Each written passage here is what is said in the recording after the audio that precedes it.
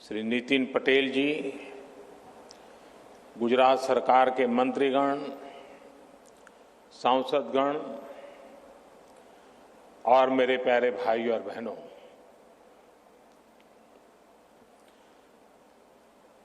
कीअयो कच्छी माण्हू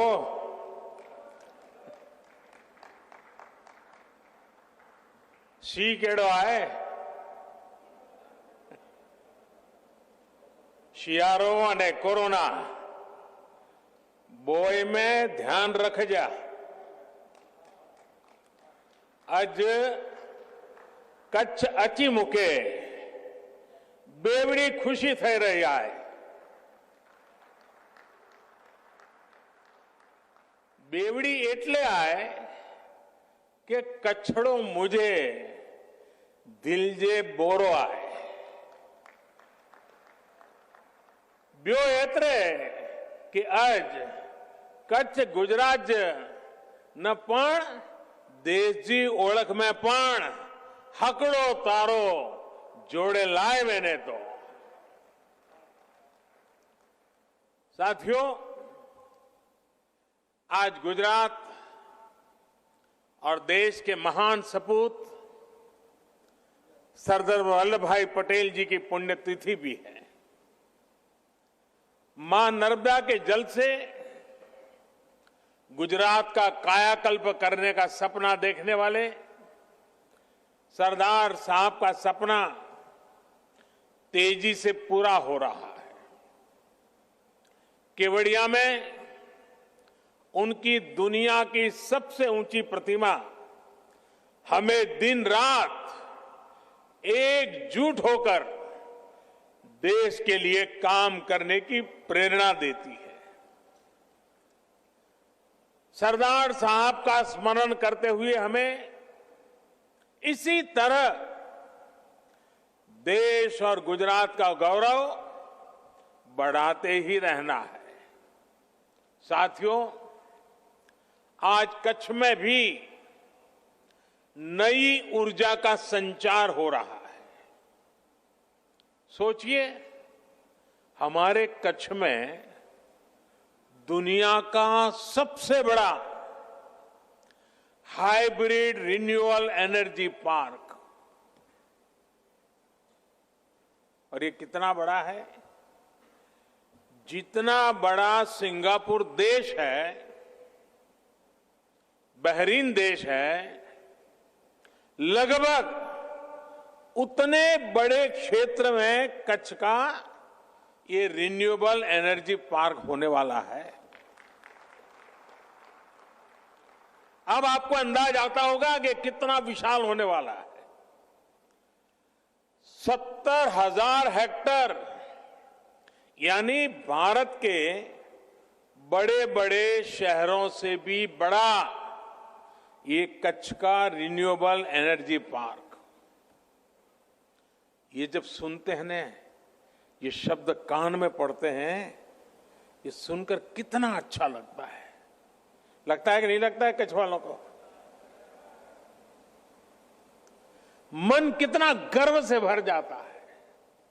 साथियों, आज कच्छ ने न्यू एज टेक्नोलॉजी और न्यू एज इकोनॉमी दोनों ही दिशा में बहुत बड़ा कदम उठाया है।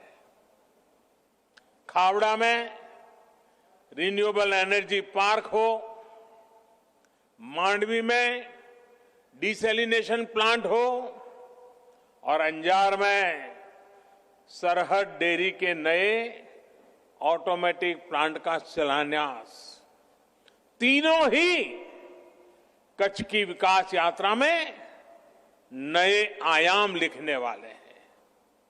और इसका बहुत बड़ा लाभ यहां के मेरे किसान भाइयों बहनों को, पशुपालक भाइयों बहनों को, यहां के सामान्य नागरिकों को और विशेषकर हमारी माताओं बहनों को होने वाला है।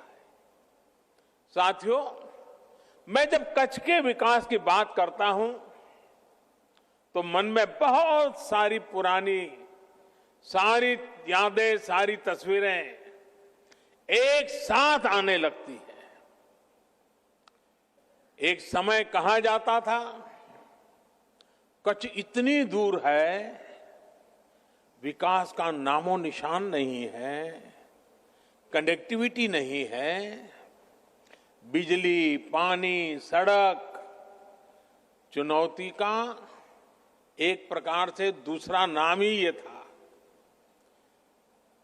सरकार में भी ऐसा कहा जाता था कि अगर किसी को पनिशमेंट पोस्टिंग देना है तो कच्छ में भेज दो, और लोग भी कहते हैं मुझे तो काला पानी की सजा हो गई।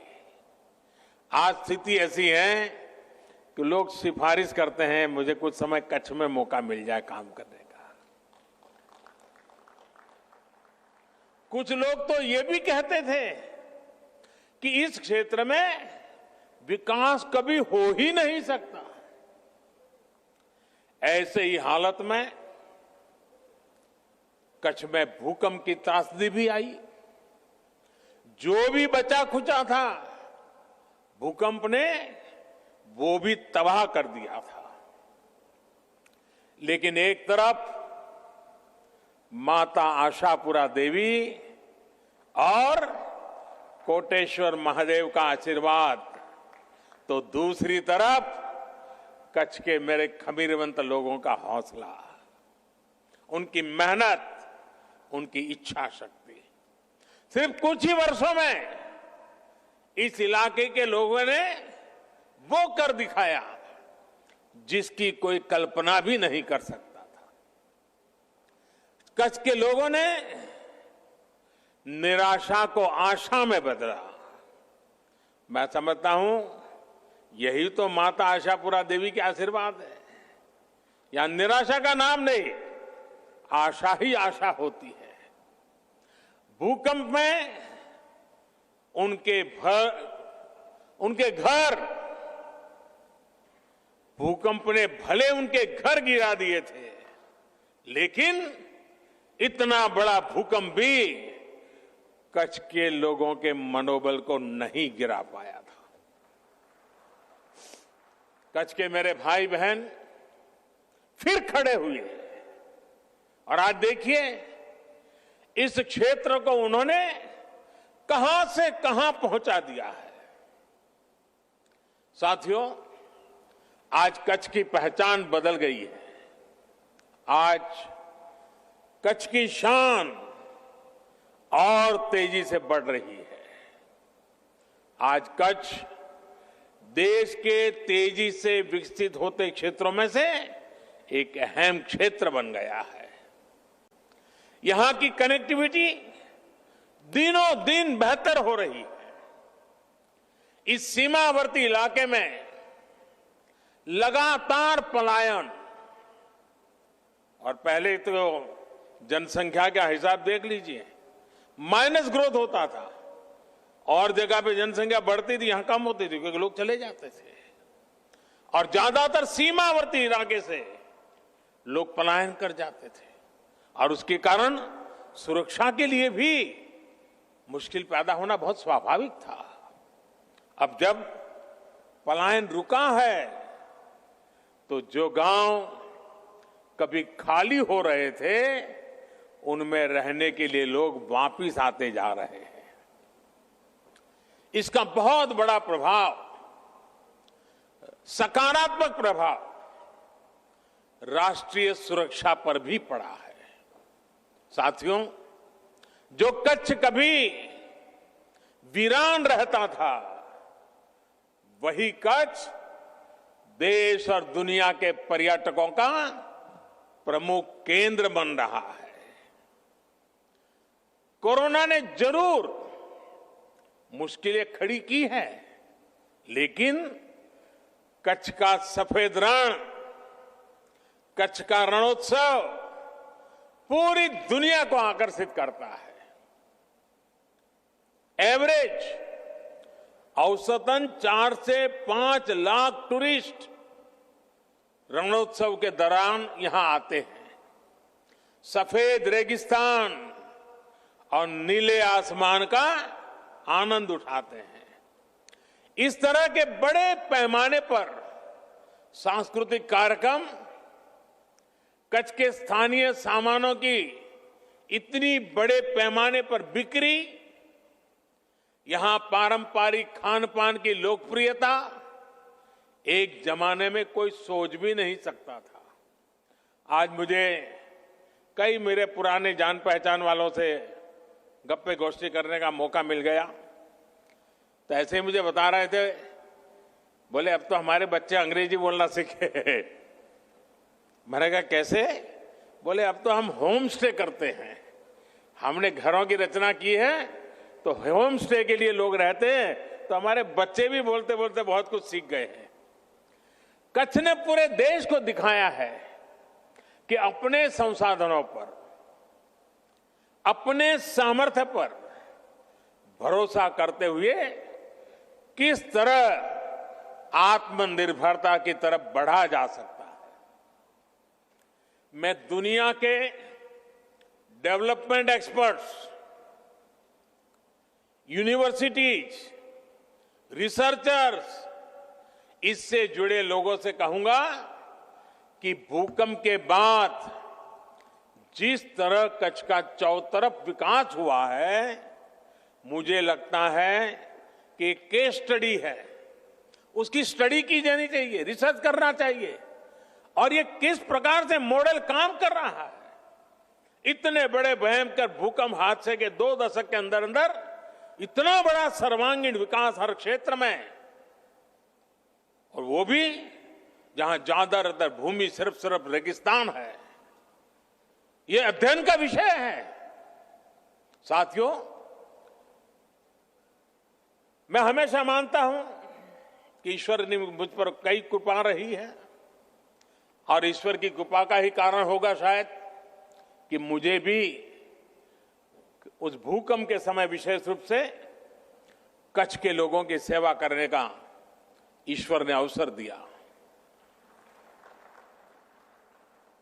इसे संयोग ही कहेंगे कि भूकंप के अगले साल बाद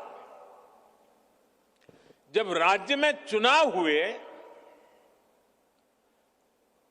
तो जिस दिन नतीजे आए वो तारीख भी 15 दिसंबर थी, और आज 15 दिसंबर है।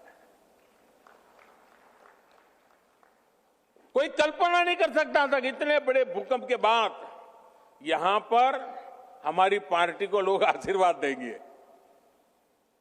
बड़ी नकारात्मक चर्चा चल रही थी, लेकिन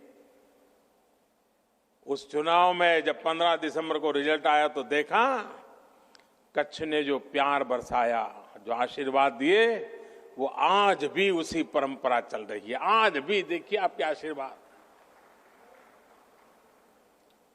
वैसे साथियों, आज 15 दिसंबर की तारीख के साथ एक और संयोग जुड़ा हुआ है। शायद कई लोगों के लिए जानकारी सुखद आश्चर्य होगा। देखिए, हमारे पूर्वज भी कितनी लंबी सोच रखते थे, कितने दूर का सोचते थे। आजकल कभी कभी नई पीढ़ी की सोच वाले लोग पुराना सब निकम्मा है, बेकार, ऐसी बातें करते हैं ना। मैं एक घटना सुनाता हूं। आज से 118 साल पहले, 118 साल कोई कम समय नहीं होता है। आज से 118 साल पहले, आज ही के दिन 15 दिसंबर को ही, 118 साल पहले 15 दिसंबर को अहमदाबाद में एक इंडस्ट्रियल एग्जीबिशन का उद्घाटन किया गया था उस जमाने में। और इस एग्जीबिशन का मुख्य आकर्षण क्या था? उसका आकर्षण था भानु ताप यंत्र। भानु यानी सूर्य। यानी 118 साल पहले यहां के हमारे एंटरप्रेन्योर्स की सोच देखिए। भानु ताप यंत्र यानी सूर्य ताप यंत्र, ये सबसे बड़े आकर्षण का कारण था। यानी भानु ताप यंत्र यानी सूर्य की गर्मी से चलने वाला यंत्र। और एक तरह से वो सोलर कुकर की तरह उन्होंने विकसित किया था 118 साल पहले। आज 118 साल बाद, आज 15 दिसंबर को ही सूरज की गर्मी से चलने वाले इतने बड़े रिन्यूएबल एनर्जी पार्क का उद्घाटन हो किया गया है। इस पार्क में सोलर के साथ साथ पवन ऊर्जा दोनों से करीब 30,000 मेगावाट बिजली पैदा करने की क्षमता होगी। इस रिन्यूएबल एनर्जी पार्क में करीब करीब 1.5 लाख करोड़ रुपए का निवेश होगा। सोचिए, रेगिस्तान की कितनी बड़ी भूमि का सदुपयोग होगा। सीमा के साथ पवन चक्कियां लगने से सीमा सुरक्षित भी और अधिक बेहतर होगी। आम लोगों का बिजली का बिल कम करने के लिए जिस लक्ष्य को लेकर के देश चल रहा है, उसे भी मदद मिलेगी। इस प्रोजेक्ट से किसानों और उद्योगों दोनों को बहुत बड़ा लाभ होगा और सबसे बड़ी बात, इससे प्रदूषण कम होगा, हमारे पर्यावरण को भी लाभ होगा। इस रिन्यूएबल एनर्जी पार्क में जो बिजली बनेगी वो प्रति वर्ष 5 crore ton carbon dioxide 5 crore ton carbon dioxide emission उसको रोकने में मदद करेगी। और ये जो काम होने वाला है, अगर उसको पर्यावरण के हिसाब से देखना है तो ये काम करीब करीब 9 करोड़ पेड़ लगाने के बराबर होगा। 9 करोड़ पेड़। ये एनर्जी पार्क भारत में per capita carbon dioxide emission को भी कम करने में बहुत बड़ा योगदान देगा। इससे करीब 1 लाख लोगों को रोजगार के नए अवसर भी उपलब्ध होंगे। इसका बहुत बड़ा लाभ कच्छ के मेरे युवाओं को होगा।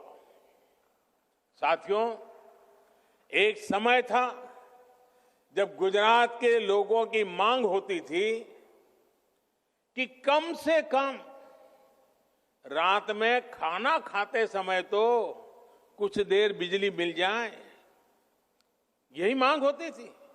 जब मैं नया नया मुख्यमंत्री बना था, जहां भी जाता था लोग यही मांग करते थे। आज गुजरात देश के उन राज्यों में से एक है जहां शहर हो या गांव 24 घंटे बिजली सुनिश्चित की जाती है। आज जो 20 साल का नौजवान होगा उसे पता नहीं होगा कि पहले क्या हालत थी। उसे तो अंदाज भी नहीं आएगा कि इतना बड़ा बदलाव आया है। ये बदलाव गुजरात के लोगों के अथक प्रयासों से ही संभव हो पाया है।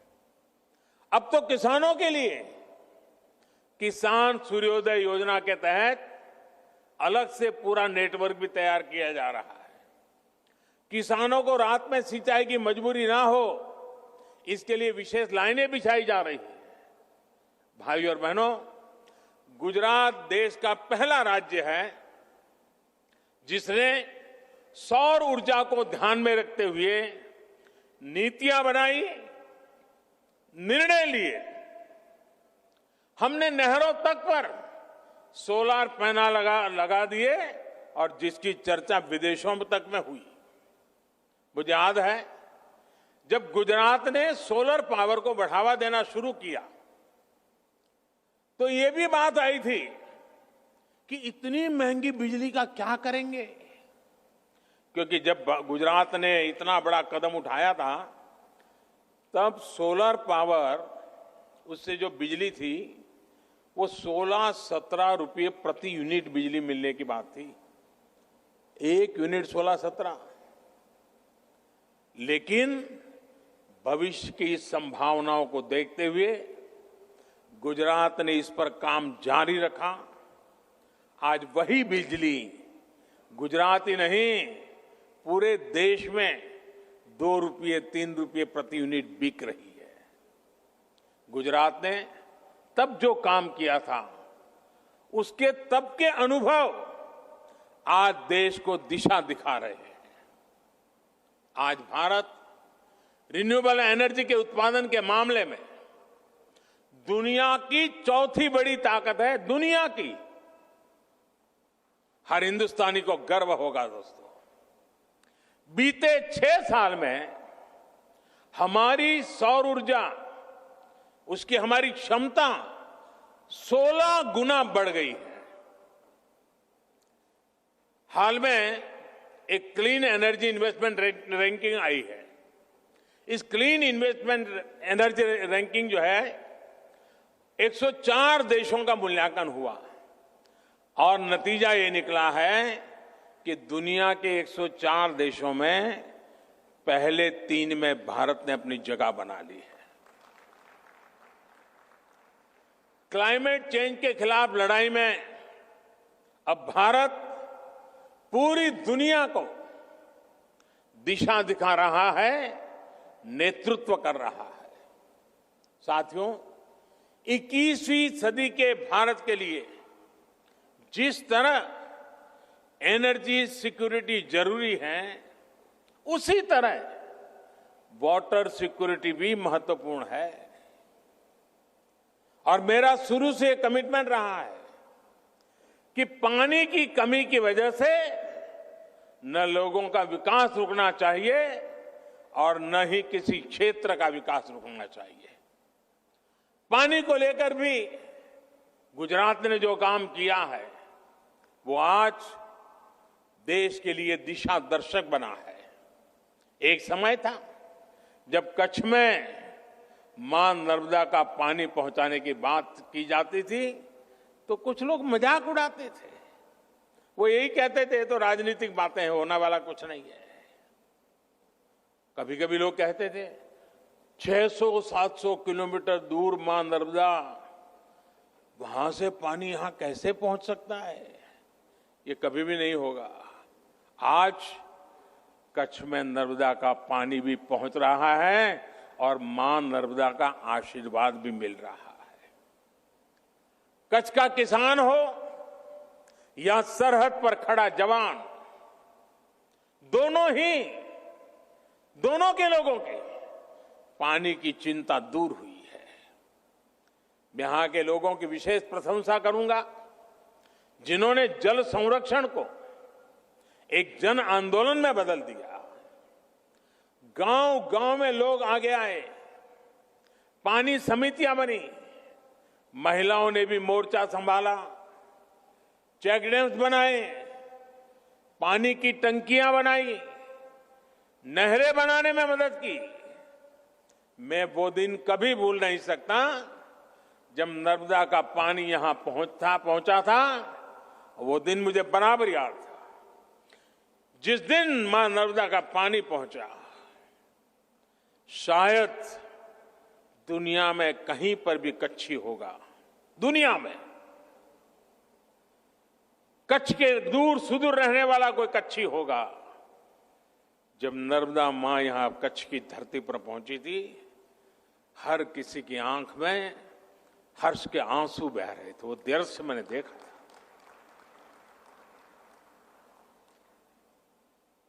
पानी क्या है, ये कच्छ के लोग जितना समझ सकते हैं, शायद कोई समझ सकता है। गुजरात में पानी के लिए जो विशेष ग्रिड बनाए गए, नहरों का जाल बिछाया गया, उसका लाभ अब करोड़ों लोगों को हो रहा है। यहां के लोगों के प्रयास राष्ट्रीय स्तर पर जल जीवन मिशन का भी आधार बने हैं। देश में हर घर में पाइप से पानी पहुंचाने का अभियान तेज गति से चल रहा है। सिर्फ 1.25 साल के भीतर इस अभियान के तहत करीब करीब 3 करोड़ घरों तक पानी का पाइप पहुंचाया गया है। यहां गुजरात में भी 80% से अधिक घरों में नल से जल की सुविधा पहुंच चुकी है। मुझे बताया गया है कि अगले कुछ समय में ही गुजरात के हर जिले में पाइप से पानी की सुविधा उपलब्ध हो जाएगी। भाइयों और बहनों, पानी को घरों तक पहुंचाने के साथ साथ पानी के नए स्रोत बनाना भी बहुत जरूरी है। इसी लक्ष्य के साथ ही समंदर के खारे पानी को शुद्ध करके इस्तेमाल करने की व्यापक योजना पर भी काम हो रहा है। मांडवी में तैयार होने वाला desalination plant, Narmada grid, SAUNI network और वेस्ट वाटर ट्रीटमेंट जैसे प्रयासों को और विस्तार देगा। पानी सफाई का ये प्लांट जब तैयार हो जाएगा तो इससे मांडवी के अलावा मुंद्रा, नखत्राना, लखपत और अबड़ासा के लाखों परिवारों को इसका लाभ होगा। इस प्लांट से इन क्षेत्र के करीब करीब 8 लाख लोगों को रोज टोटल मिलाकर के 10 करोड़ लीटर साफ पानी की सप्लाई हो सकेगी।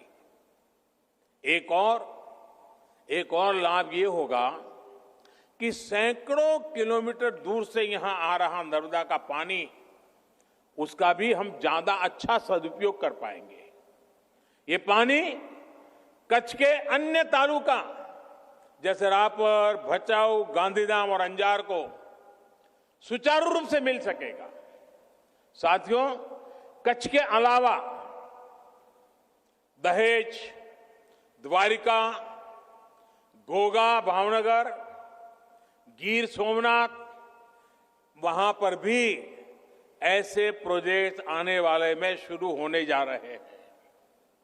मुझे विश्वास है कि समंदर किनारे बसे दूसरे राज्यों को भी मांडवी का ये प्लांट नई प्रेरणा देगा, उन्हें प्रोत्साहित करेगा।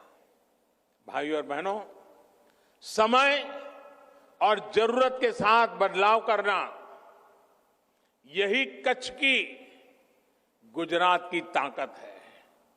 आज गुजरात के किसान, यहां के पशुपालक, यहां के हमारे मछुआरे साथी पहले से कहीं बेहतर स्थिति में है। इसका एक कारण यह भी है कि यहां खेती की परंपरा को आधुनिकता से जोड़ा गया, फसलों की विविधता पर फोकस किया गया। कच्छ सहित गुजरात में किसान ज्यादा डिमांड और ज्यादा कीमत वाली फसलें उसकी तरफ मुड़ गए और आज उसमें आगे बढ़ रहे हैं। अब यही हमारे कच्छ में से देखिए, यहां के खेत उत्पादन विदेशों में एक्सपोर्ट हो, क्या किसी ने कभी सोचा था? आज हो रहे हैं। यहां खजूर, यहां कमलम, ड्रैगन फ्रूट, उस उत्पादों को खेती ज्यादा होने लगी है। सिर्फ 1.5 दशक में गुजरात में कृषि उत्पादन में 1.5 गुना से ज्यादा बढ़ोतरी दर्ज की गई है। भाइयों और बहनों, गुजरात में कृषि सेक्टर मजबूत होने का एक और बड़ा कारण ये रहा है कि यहां बाकी उद्योगों की तरह ही खेती से जुड़े व्यापार में भी सरकार टांगनी अड़ाती है, दखल बखल नहीं करती है। सरकार अपनी दखल बहुत सीमित रखती है, खुला छोड़ दिया है। आज हम देखते हैं कि डेयरी और फिशरीज, इससे जुड़े 2 सेक्टर ऐसे हैं जो देश में सबसे तेजी से विकास हो रहा है। बहुत कम लोगों ने इसका स्टडी किया है, बहुत कम लोग इसको लिखते हैं। गुजरात में भी दूध आधारित उद्योगों का व्यापक प्रसार इसलिए हुआ क्योंकि इसमें सरकार की तरफ से पाबंदियां कम से कम रही। सरकार जरूरी सहूलियत देती है, बाकी का काम या तो कोऑपरेटिव सेक्टर वाले करते हैं या तो हमारे किसान भाई बहन करते हैं। अब आज अंजार की सरहद डेयरी भी इसका एक उत्तम उदाहरण है। मुझे याद है जब मैं कच्छ में डेयरी होनी चाहिए इस बात को लेकर के शुरू में बात करता था, तो जिससे मिलूं सब निराशा की बात करते, सब कहते थे साहब क्या अब यहाँ क्या, ठीक है थोड़ा बहुत हम इधर उधर कर देते हैं। मैंने कहा भाई छोटे से भी शुरू करना है, देखते हैं क्या होता है। वो छोटा सा काम आज कहां पहुंच गया देखिए। इस डेयरी ने कच्छ के पशुपालकों का जीवन बदलने में बड़ी भूमिका निभाई है। कुछ साल पहले तक कच्छ से, और वो भी बहुत कम मात्रा में, दूध को प्रोसेसिंग के लिए गांधीनगर की डेयरी में लाया जाता था, लेकिन अब वही प्रोसेसिंग अंजार के डेयरी प्लांट में हो रही है। इससे हर दिन ट्रांसपोर्टेशन में ही किसानों के लाखों रुपए बच रहे हैं। अब सरहद डेयरी के ऑटोमेटिक प्लांट की क्षमता और बढ़ने जा रही है। आने वाले दिनों में यहां का डेयरी प्लांट हर दिन 2 लाख लीटर ज्यादा दूध की प्रोसेसिंग करेगा। इसका आसपास के जिलों के पशुपालकों को बहुत लाभ होगा। यही नहीं, नए प्लांट में दही, बटर मिल्क, लस्सी, मक्खन, खोआ जैसे अनेक मिल्क प्रोडक्ट्स में वैल्यू एडिशन भी संभव हो पाएगा। साथियों, डेयरी सेक्टर में जिन पशुपालकों को लाभ हो रहा है उसमें से ज्यादातर छोटे किसान ही है। किसी के पास 3 पशु हैं, 4 पशु हैं, किसी के पास 5, किसी के पास 7, और ऐसा करीब करीब पूरे देश में ही है। यहां कच्छ की बन्नी भैंस, ये हमारी बन्नी भैंस तो दुनिया में अपना नाम कमा रही है। कच्छ में तापमान चाहे 45 डिग्री हो या फिर तापमान 0 से नीचे हो, बन्नी भैंस आराम से सब कुछ सहती है और बहुत मौज से रहती है। इसे पानी भी कम चाहिए और चारे के लिए वो दूर दूर तक चल करके जाने में बन्नी की भैंस को कोई दिक्कत नहीं होती। एक दिन में ये भैंस औसतन करीब करीब 15 लीटर दूध देती है और इससे सालाना कमाई 2 से 3 लाख रुपए तक की होती है। मुझे बताया गया है कि अभी हाल में ही एक बन्नी भैंस 5 लाख रुपए से भी ज्यादा में बिकी है। देश के और लोग सुनते होंगे, उनको आश्चर्य होगा, बन्नी की भैंस 5 लाख रुपया, यानी जितने में 2 छोटी कार खरीदे इतने में बन्नी की एक भैंस मिलती है। साथियों, साल 2010 में बन्नी भैंस को राष्ट्रीय मान्यता भी मिली थी। आजादी के बाद भैंस की ये पहली ब्रीड थी जिसे राष्ट्रीय स्तर पर इस तरह की मान्यता मिली। साथियों, बन्नी भैंस के दूध का कारोबार और उसके लिए बनी व्यवस्था यहां कच्छ में बहुत सफल रही है। देश में बाकी जगह पर भी दूध उत्पादक और दूध का व्यवसाय करने वाला प्राइवेट और कोऑपरेटिव सेक्टर दोनों एक दूसरे से जुड़े हैं और एक बेहतरीन सप्लाई चेन उन्होंने खड़ी की है। इसी तरह फल सब्जी से जुड़े व्यवसाय में भी ज्यादातर बाजारों पर सरकारों का सीधा दखल नहीं है। साथियों, यह उदाहरण मैं विस्तार से इसलिए दे रहा हूं क्योंकि आजकल दिल्ली के आसपास किसानों को भ्रमित करने की बड़ी साजिश चल रही है। उन्हें डराया जा रहा है कि नए कृषि सुधारों के बाद किसानों की जमीन पर दूसरे कब्जा कर लेंगे। भाइयों बहनों, मैं आपसे जानता हूं,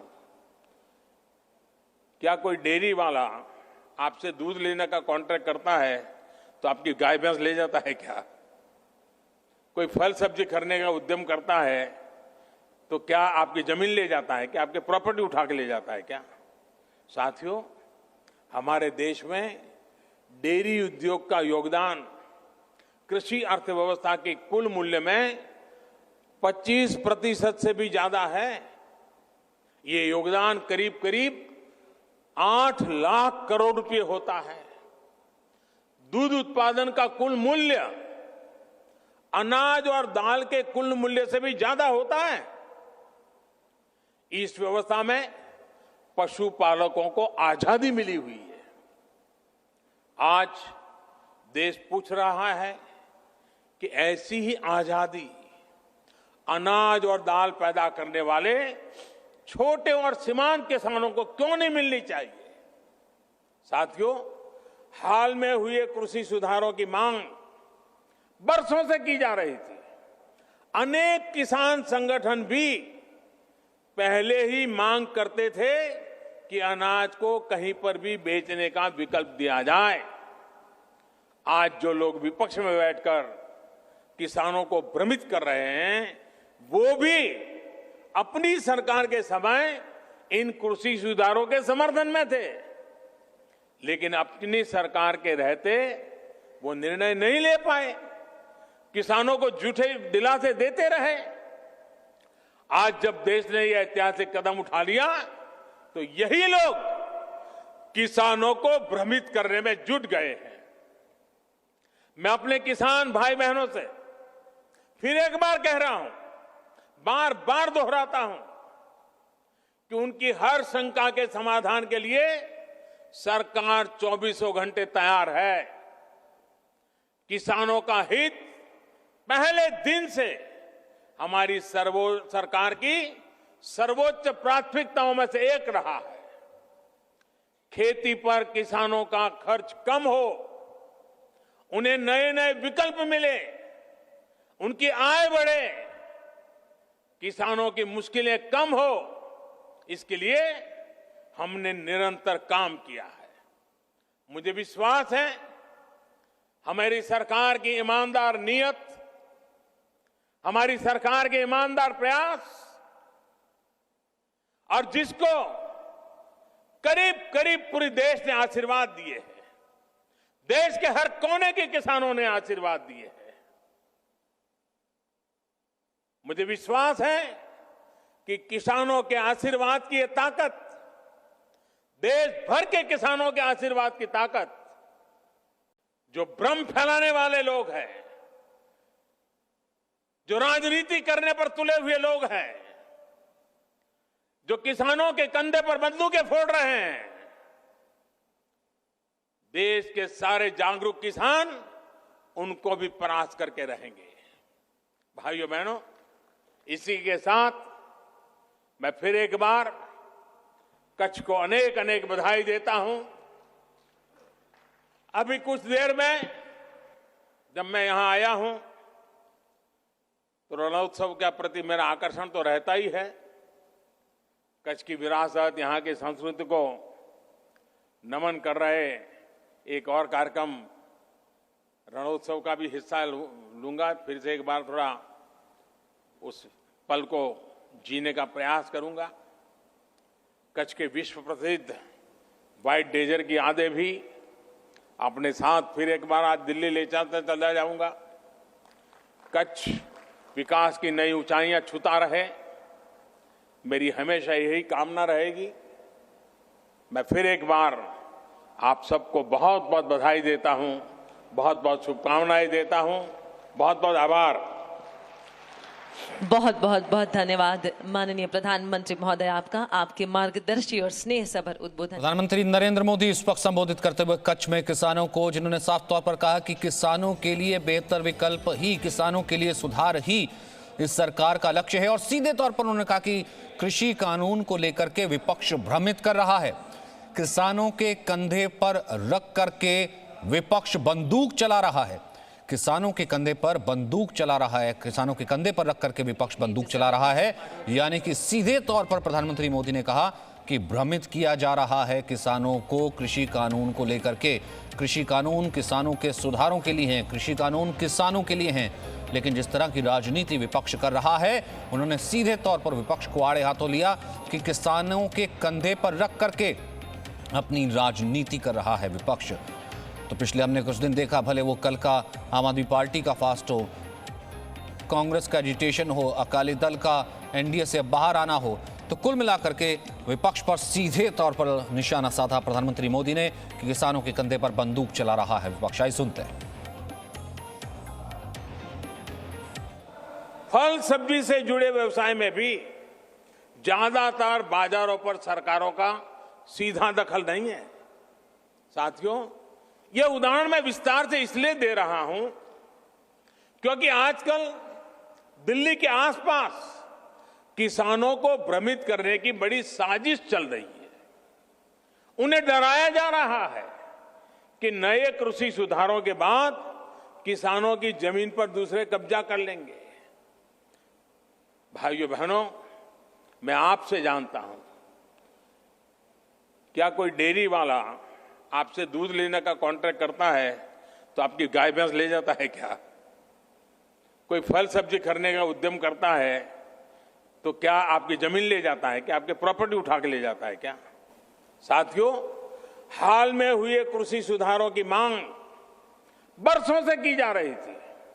अनेक किसान संगठन भी पहले ही मांग करते थे कि अनाज को कहीं पर भी बेचने का विकल्प दिया जाए।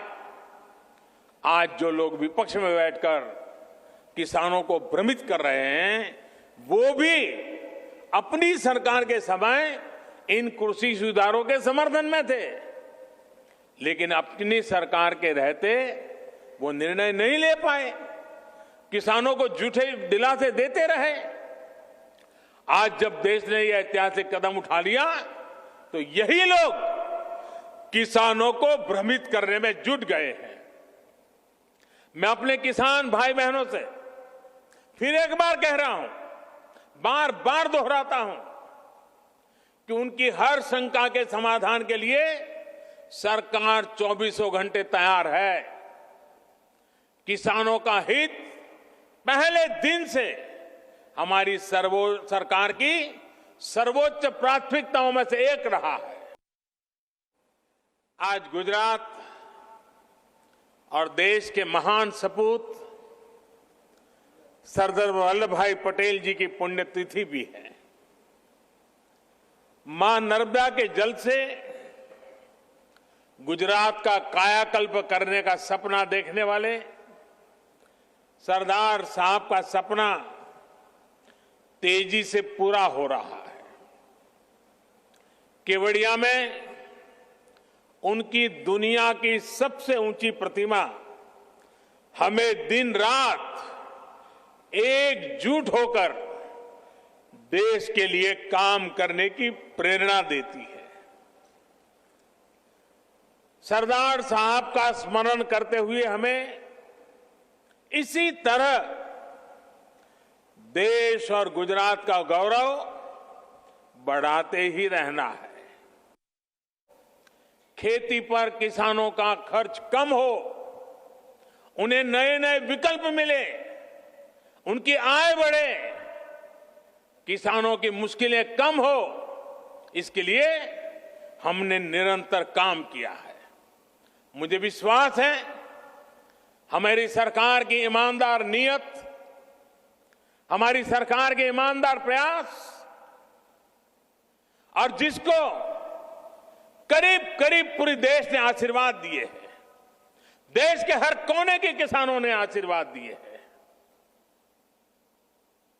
मुझे विश्वास है कि किसानों के आशीर्वाद की ये ताकत, देश भर के किसानों के आशीर्वाद की ताकत, जो भ्रम फैलाने वाले लोग हैं, जो राजनीति करने पर तुले हुए लोग हैं, जो किसानों के कंधे पर बंदूकें फोड़ रहे हैं, देश के सारे जागरूक किसान उनको भी परास्त करके रहेंगे। तो प्रधानमंत्री ने विपक्ष पर बड़ा हमला बोला है कि विपक्ष जो है वो किसानों के कंधे पर रख करके बंदूक चला रहा है, यानी सीधे तौर पर विपक्ष पर राजनीति करने का आरोप लगाया। सरकार ने कहा कि किसानों के हित में नए कानून बनाए हैं और कृषि कानून को लेकर के विपक्ष न केवल भ्रमित कर रहा है, किसानों को डराने की कोशिश हो रही है। कुछ लोग किसानों पर सियासत कर रहे हैं, यह भी प्रधानमंत्री मोदी ने कहा। एक बार फिर सुनते हैं क्या कहा। खेती पर किसानों का खर्च कम हो, उन्हें नए नए विकल्प मिले, उनकी आय बढ़े, किसानों की मुश्किलें कम हो, इसके लिए हमने निरंतर काम किया है। मुझे विश्वास है हमारी सरकार की ईमानदार नीयत, हमारी सरकार के ईमानदार प्रयास और जिसको करीब करीब पूरे देश ने आशीर्वाद दिए हैं, देश के हर कोने के किसानों ने आशीर्वाद दिए हैं।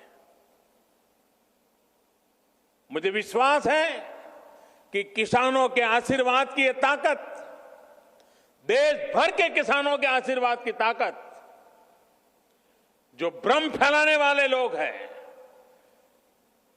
जो राजनीति करने पर तुले हुए लोग हैं, जो किसानों के कंधे पर बंदूकें फोड़ रहे हैं, देश के सारे जागरूक किसान उनको भी परास्त करके रहेंगे। Presenting B News app, available on Google Play and App Store. Download it now.